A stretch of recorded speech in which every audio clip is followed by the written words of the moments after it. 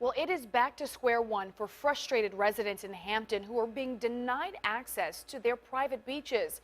A ruling by the Virginia Supreme Court has allowed one beach owner to block off his stretch of sand. The decision makes it impossible for others to get around without trespassing. 10 on Your Side has been covering the controversy at White Marsh Beach for nearly 4 years. That's in the Grandview Island neighborhood near Fox Hill. The dispute resulting in an intense legal battle. As 10 on Your Side's Joe Fisher tells us, the fight is far from over.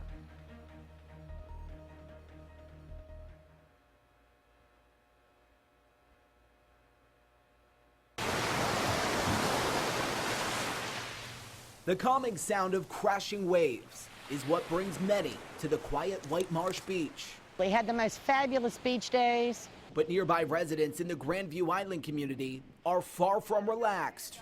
Everyone is extremely upset. Donna Langill showed up to the beach this morning to find 2 new signs in place. Private property, no trespassing. Very unfair, I feel. Owner Sebastian Placzynski, who owns this 40-foot stretch of sand, put the signs up Friday after the Virginia Supreme Court ruled in his favor, allowing him to block off his beach and denying others from walking through it to get to their beach. If he doesn't want people laying down on his property, that's his right. But to get access to the properties further, past where his property is, that shouldn't be. He shouldn't be stopping people from doing that. James Chapman is one of more than 30 parties involved in a lawsuit against Placzynski. This is an access way.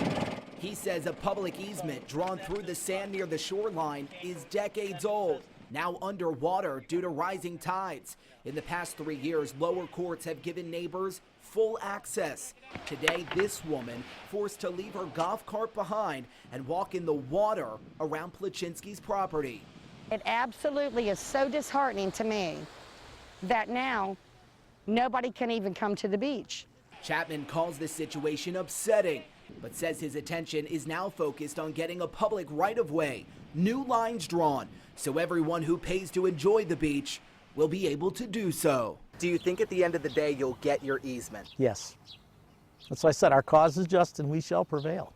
It's going to take time, it's going to take work, but we're going to do it. Reporting in Hampton, Joe Fisher, 10 on Your Side. We did reach out to Placzynski, who says he is happy with the Supreme Court's decision. He also says he is willing to sit down and talk about potential options for an easement. Meanwhile, Chapman says neighbors have already spent more than $70,000 fighting for the public right-of-way. Of course, we will keep you posted on what happens.